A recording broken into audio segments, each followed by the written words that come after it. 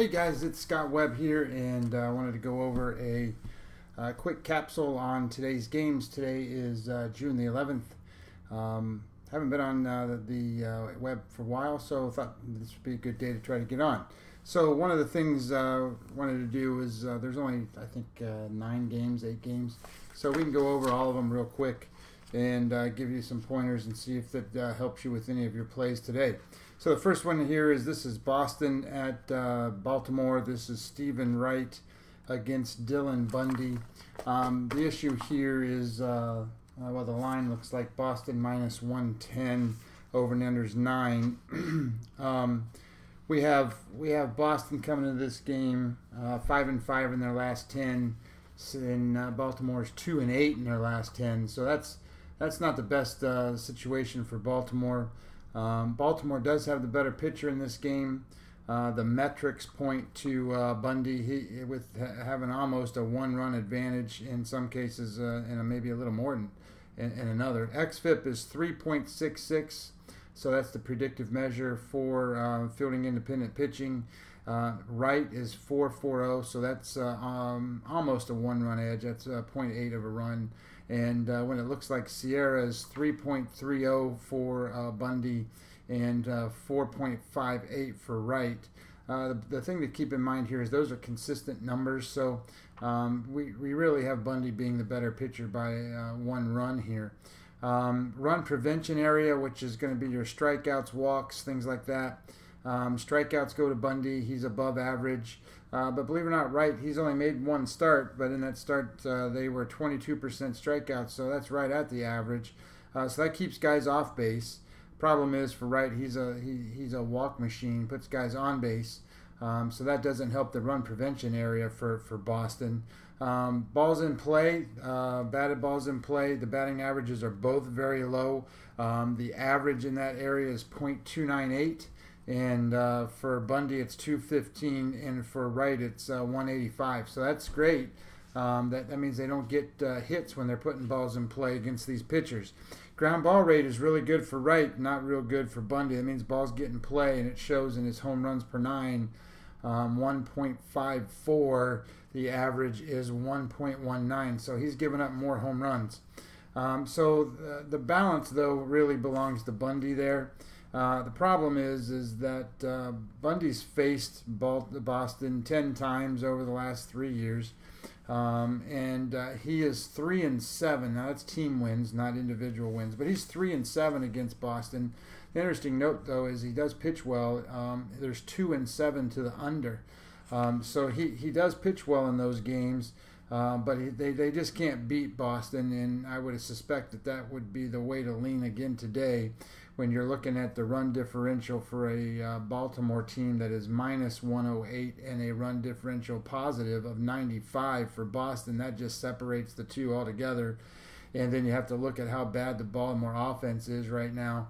They rank 28th over the last 7 days. They are minus 12 when it comes to weighted runs above average. And those are the different measures that I use. Weighted runs above average makes it so that every action that a player takes to create runs above what an average player does, average in this case is 0, they are minus 12 as a team. So that means they're not doing anything to deliver the runs to win games. And for Boston, they are minus 1.3, so their offense is about where it's about average right now. They're 17th in the league.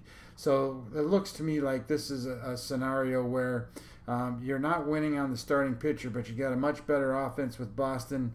You got a much better bullpen with Boston. Matter of fact, the Sierra for Boston 309, for Baltimore 479. So the goal here would be to get Dylan Bundy's pitch count up and get him out of the game as soon as you can, because that's going to give you the highest advantage in this game for that particular one. The next game here is San Francisco. This is San Francisco Mill in Miami. This is Madison Bumgarner making his second start against Wei-Yin Chen. Now, the interesting side of this game is that Wei-Yin Chen is a much better home pitcher than he is on the road. However, he's not as nearly as good a pitcher as Bumgarner is. We already know that. Over the last 10 games, the Giants are 8-2. They're making a good run, and the Miami Marlins are 3-7. They are minus 108 on run differential is Miami, so they're not a very good team. However, the Giants, who are trying to get over and make a big run here in the National League West, they're minus 27 on run differential as well. So their biggest issues come on offense too. But their offense is alive. Looking at the last 7 days, they rank second in baseball. I don't know if you knew that, but that's a big number, 10.8 weighted runs above average. So that's a big number. And when it comes to weighted runs created plus, that's just in the average here is 100. And they're at 138, so that means they're 38% better at creating runs than an average team. Miami's at 98, so they're only 2% worse than an average team. So they're right in the middle of the pack there. But when you look at what San Francisco's been able to do, and especially on the offensive side, that really drives them a big message that they're on the run. And Bumgarner, off of a loss last time out, his game score was a 51. That's about average, 51. I would suspect that he would turn up the number here. However, he's only 2-5 in 7 starts against the Miami Marlins, and the over in those games is 6-1. So there's caution to the wind here. He is minus 159 on the road. Makes sense that they're in that spot against a bad team like the Marlins. But I don't think you're getting any value here because he doesn't pitch normally that well against Miami. But he is in a good spot to have a good bounce back from the 51. I would suspect that he will pitch a little better tonight. But the only way to play it's 159 or the run line, and I don't think you have value there either. Toronto and Tampa Bay. This is Sam Gaviglio against Ryan Yarbrough. So here's one of these games where Tampa Bay has decided not to use their bullpen guy to start off the game. They're going to go with their long middle guy to run the game, and that's Ryan Yarbrough. He's a left-handed pitcher. I like Toronto in this game, except there's one thing that would draw me back, and they are 8-17 against left-handed pitching, and that's enough to do it. I don't like them coming into a scenario where you have to ask them to do things that they don't normally do, and if they don't beat left-handed pitching, then I don't like it, especially if you are paying them as a favorite. And right now they are minus 113. If you could get them as a dog, that might make it a little different, but they do have the momentum. Their offense is ranked 7th right now against Tampa Bay's at 22nd. Gaviglio has pitched pretty well. His game score is a 59 for the season. That's only in 4 starts, but I mean he's pitched pretty well. And Yarbrough is not that he's pitched poorly. He's pitched pretty well too. But the momentum for Toronto, they've won 4 straight games. That tends to carry over to the first game when they start a new series. So there's momentum with Toronto. They might get it kind of stuffed here a little bit though with a left-handed pitcher. So caution to the wind there. I do like Toronto, but I would just be real careful. Cleveland and the White Sox. This game is Carrasco against Giolito. And Cleveland is on the road today, and on the road they're minus 235, so that's a huge number. So in theory, you would be thinking run line here if you wanted to go that direction. And the best way I can tell you is that Carrasco is much more dominant of a pitcher than what Giolito is. The metrics show almost 2 runs, and in some cases 2.5 run edge for Cleveland. The xFIP for Carrasco is 384, and for Giolito 654. Now, one thing I should remind people is if you're going to go verify these numbers I'm throwing out, I use the last 30 days for starting pitchers. I don't use the whole season. I don't care what they did in April. I care what they're doing now. So as it goes along, that's when you're going to go look at the numbers. That's how I do it.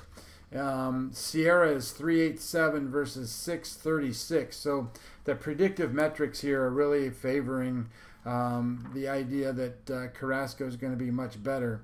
The goal would be is if you can trust Carrasco. Carrasco's 7-6 in 13 games and team starts. He's only 9-11 out of 20 starts against the White Sox. So I'm not a big proponent here of that big of a number with a pitcher that is somewhat untrustworthy. That doesn't mean that they won't do it, and they've been hot. I mean, they are 6-4 in their last 10, and the White Sox have only won 10 home games all season. They're 10-19. So I like the idea that Cleveland's got a good penchant for this game. However, I think that we don't have too big of an edge other than the starting pitching. The Indians' offense is 18th right now. White Sox are 26th, so that's a little bit of an edge. Big edge on the mound, and the Cleveland bullpen we all know about, but they're getting a little better over the last 7 days. So it's kind of up to you here, but yeah, I would be looking over under too. This is a 9, and Giolito's pitched 10 games. 7 of those 10 have gone under. So you might want to look under in that game. Both offenses are a little bit on the slower side. Here's a game that I think we do have some value in, and I might spend a little more time on this one. This is the Chicago Cubs against the Milwaukee Brewers. This is Jose Quintana against Junior Guerra. Let's just start with the idea that the Cubs have won 8 of their last 10. They're 18-12 on the road. And Milwaukee's lost 4 of their last 10, so they're 4-6. And they're 18-11 at home.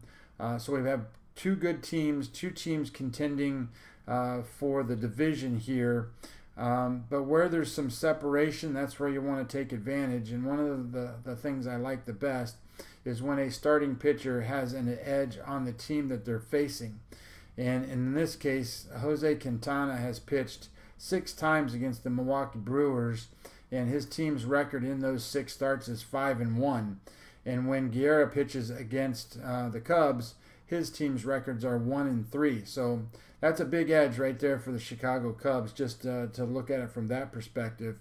But there's also another side of this game that's interesting too, which shows Quintana is 0-6, meaning that there's no overs. There's 6 unders in those 6 games. And for Guerra, his is 1 over and 3 unders. So we have a under trend and we have a Chicago Cubs trend. So now we just need to see if we can prove those out with metrics. And starting with the xFIP number for Quintana, it's 3.51 against Guerra 4.30. So not quite 1 run at edge, but pretty close. And then 3.63 in Sierra to 4.29. Again, at least a half a run or better. So we have a little better edge on the metric side for the Cubs in Quintana today. And then when it comes to run prevention area, that's pretty dominated on strikeouts by Quintana. 29%, almost 30, 29.9, might as well say 30. Guerra 19.5.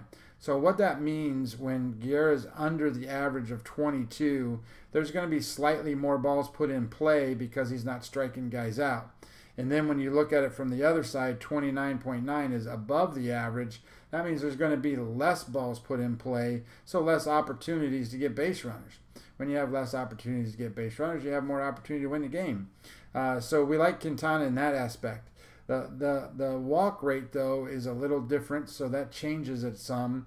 Guerra's walk rate 6.2, so he's not putting guys on base. The average is 7. And when Quintana comes to the mound, his walk rate's 11.1. So that means he's actually saving them by striking out guys, but when he gets on a point where he's walking a lot of people, that puts him in a perspective that the opportunities are existing for more opportunities to score runs. Batted balls in play, that's a key component when you really look at not having strikeouts. And on Guerra's side, it's 247. The average is 298, and Quintana's 262. So both of them get balls in play, they make outs. So that limits scoring. So I like the idea here that we're looking at two teams that are better than average pitchers. Quintana much better than an average pitcher, and the metrics are proving that. And then secondly, both of them have the ability to control the base pass. They have the ability to control runs. So the average against Quintana 202, the average against Guerra 217. The league average is 250.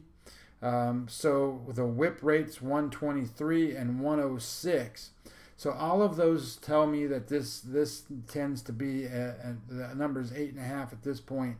But it looks to me like we have a good opportunity to start thinking about unders. We talk about the under trends. So I think that sets up pretty well. The other thing that you would want to look at is what do the offenses do? Do the offenses match up to under trends too? Well, the Chicago Cubs over the last 7 days, they have the 25th ranked offense. And remember, there's only 30 teams. They are minus 10 runs, weighted runs above average. And their weighted runs created plus is 61, meaning they're 39% worse than an average offense. So everything is pointing to the idea that this could be an under. It also is pointing to an idea. Remember, we looked at Quintana at 5-1 in his starts against the Milwaukee. That the Cubs are in a spot where they could be a winner here. So looking at it from a perspective of that, the Milwaukee offense is ranked a little higher right now. They are 8th in baseball. So as we go along, we're looking at Quintana being maybe the better pitcher going out for starting pitching. The offense favors Milwaukee, and there's a slight offense or bullpen edge favoring Milwaukee. So that's the other part. If you're playing an under, then you want to make sure that the bullpen has the ability to maintain what the pitcher has done, or be able to keep the offense from coming back.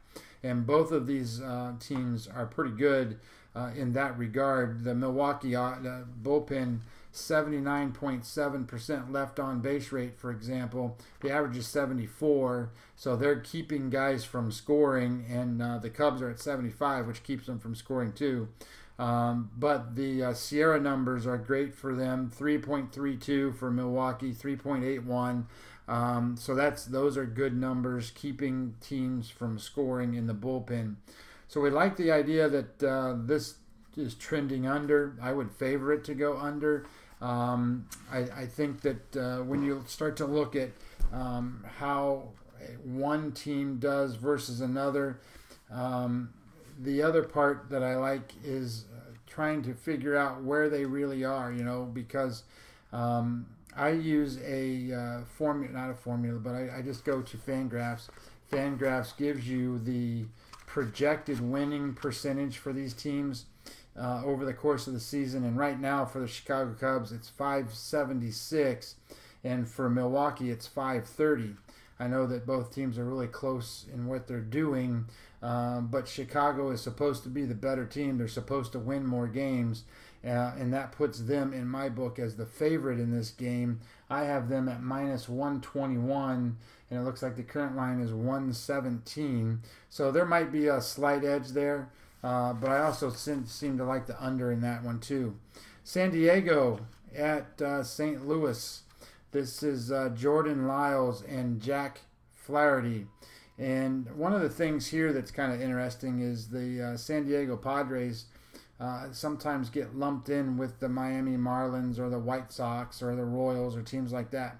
Let me just say that they are not those teams. Those teams are going to hover right around 400 and maybe even in the 390s in terms of winning percentage. The San Diego Padres projected winning percentage is 450, so that's much higher. They're going to be closer to a 500 type team than they are to a 400 type team by probably the end of this. They are on a 7-3 in their last 10, so they're pretty hot too. And they're playing St. Louis. St. Louis at home is 19-14, so they win a lot of their home games. The difference is going to be the pitchers, because I look at this in a lot of ways, and Lyles is pitching against Flaherty. The line in this game is St. Louis minus 176. I think that's too high. So I have it St. Louis minus 152. But I also like to come and play against and play on pitchers that are off their worst starts, because typically, unless they're hurt, they don't follow up their worst start with another one. And Lyles' game score his last time out was an 8. He got just totally destroyed. He got busted up. And I would not expect that to be the case from him again today. However, his normal average game is only a 47. And a game score, the average is 50 or 51. And he's below average as a pitcher, where Flaherty's game score average for the year is a 55. His last 3 is a 47, so he's in a position where he's also pitching poorly. So in terms of current performance, you can go at it and say, yeah, these guys aren't up to form. The over and the under in this game looks like 8. So what are the offenses doing? Well, they're both kind of middle of the pack, but upper, meaning that St. Louis is ranked 12th, San Diego ranked 13th. Maybe these guys can take advantage of these pitchers and get over 8 runs. Although I would tell you that I think we should expect Flaherty and Lyles to have better performances today, which limits run scoring. And I think that the bullpen, specifically for San Diego anyway, can help keep that number from growing. So I don't necessarily agree with the over trend. But I do kind of like the idea that San Diego is going to be a little more competitive in this game and have more of an opportunity in the game to win. The only issue that I have is that some of the time the St. Louis hitters have seen him more, and that gives the advantage to St. Louis and their hitters. So it's kind of questionable here. The line's too high on St. Louis for sure. I don't trust the San Diego pitcher well enough to go and say, hey, let's take a dog on this play either. And the over-under number, watch that line, because I think there's a lot of over thought processes out there. And if it gets to 8.5 or it gets to 9, you might have an opportunity to capitalize with maybe a bounce back under. Pittsburgh and Arizona, and these are two teams that are headed in different directions right now. Arizona playing hot, just swept Colorado, played very, very well, won the last 3 games, and their offense has come alive. Goldschmidt is off of his struggles, and they are 19-13 at home and 7-3 in their last 10. And Musgrove is pitching for Pittsburgh. They are 3-7 in their last 10. They're 14-18 on the road. Pittsburgh is a much better home team than they are an away team. So that points me in the direction to be looking at Arizona. Arizona right now is minus 147. So if that puts it in my highest line area that I would bet them. And I think that, when I looked at it, I lined the game at minus 157. And as I look through here, you have a pitching edge with a starting pitcher in Corbin. You have an offensive edge where Arizona is ranked 4th, Pittsburgh's ranked 21st. You have a bullpen edge for Arizona, where Arizona is 87.8% right now on left on base percentage, and Pittsburgh's only 64. So that just means that they're not holding guys in at the end of the game. You got a better starter and you got a better offense.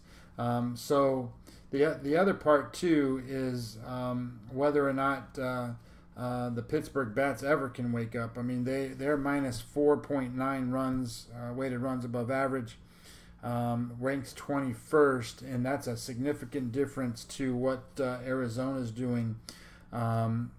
With Goldschmidt and Ahmed and Peralta and Marte, all those guys are hitting very well. Corbin's pitching like an ace. His game score total for the year is 63. I like that idea. So if you like a higher side favorite, I don't mind Arizona in this spot. The over and the under is 8, and that's that humidor effect out there. the run scoring spots here with the run prevention, both of them are very good. They both have good strikeout rates, good walk rates. Ground ball rates are right at the average. Home run rates are right at the average. So there's a possibility that this could be an under. But I would more lean towards the Arizona Diamondback side. And then lastly, the last game here is another one that I wanted to spend just an extra little bit of time on. This is the Angels and the Seattle Mariners. This is Andrew Heaney against Wade LeBlanc. The Angels are favored minus 114. My line is 100. Now, when I make a line, I don't put the juice in there, so that means it's a pick 'em. So I think we're getting at least 14 points of value here on the Seattle side. So there's a couple things in play. One, we just talked about how pitchers off of bad starts are good coming back. That also works in the vice versa, unless they're an ace, unless they're like Scherzer or somebody. If they throw really high game scores, outlier high numbers, they don't usually follow those up. I mean, most of us are human. We're not going to be able to go out there and follow a great game with another great game. But that's the difference when you're Scherzer or Kluber or somebody like that. Those guys can do that. Andrew Heaney threw a game score 88, which is significantly high. That's an outlier performance. It's a great performance. Don't get me wrong. However, that's his best start of the season, and more than likely the chances of that repeating itself are very poor. Not only that, his year-to-date numbers of 57, which is really good. I mean, an ace is 60, so he's pitching very well, but he's in a spot where he's in a letdown spot. The other side that kind of proves that is his normal pitch count's about 94, 95, 96, somewhere in that neighborhood. And the last time out, he threw 116. So he got a little overworked. They were trying to get him to make a complete game. And now he's at a game score 88, and he's getting ready to face Seattle, who LeBlanc is off of his worst game. His game score was a 36. His average is 55. So you have an average of 55 for LeBlanc, average of 57 for Heaney. So that puts them both above average pitchers. And one of them is off a bad game, so you would expect him to pitch very well, probably have an outlier high kind of performance to offset that game score that he had. And then secondarily, Heaney, who pitched really well, to have an offset lower number to make that 88 more balanced with what he's done for the rest of the year. Both of them are pretty hot right now. The Angels are 7-3 in their last 10. They're 20-11 on the road, so they're really good on the road. The Seattle Mariners are 8-2 in their last 10, 20-12 at home, so they're really good at home. I think the difference to me is that, like we just talked about, we got one pitcher who probably will pitch better, and the other one will probably fall back. And then the differences versus left-handed pitchers on offense. The Seattle Mariners are 13-9 against left-handed pitching, and the Los Angeles Angels are 6-9. So they're much weaker against left-handed pitching. You got a better bullpen in Seattle, so LeBlanc holds them in. You get the bullpen to come in. Both the offenses are right about in the middle range right now. Angels being 9th and Seattle being 14th. So I like the idea here that we're getting some value with the home dog that's actually leading the American League West right now. And my notes show that Heaney is a much worse pitcher on the road than he is at home. He's made 4 starts, 22 innings, gave up 24 hits, earned run average 4.43 and a batting average against of 279. And he is 1-3 in away starts as a team in the 4 games that they've started. LeBlanc is a much better home pitcher. He's pitched 4 games at home, won all 4 of them, 4-0.